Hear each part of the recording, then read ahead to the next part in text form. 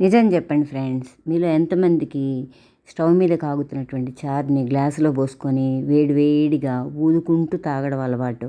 నాకైతే గ్లాస్ తాగేస్తాను, అంత ఇష్టం ఫ్రెండ్స్. ఆ మరుగుతున్న చారుని గ్లాసులో పోసుకొని తాగడం అదో తుత్తి.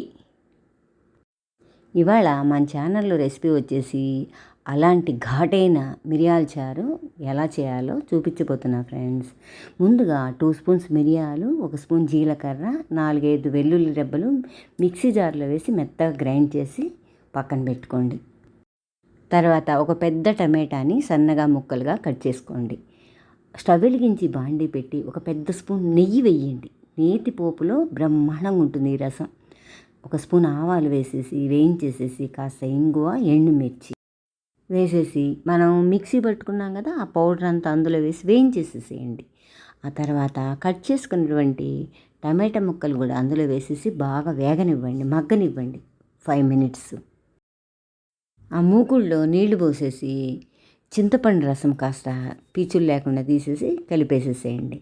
అందులో రుచికి తగ్గ సాల్ట్, చిటికెడు పసుపు వేసేసి రసం పౌడర్ వేయండి 1 స్పూను.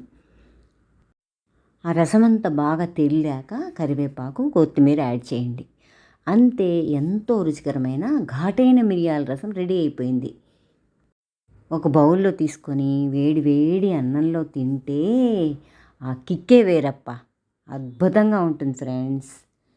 థ్యాంక్ యూ ఫ్రెండ్స్, నా వీడియో వాచ్ చేసినందుకు.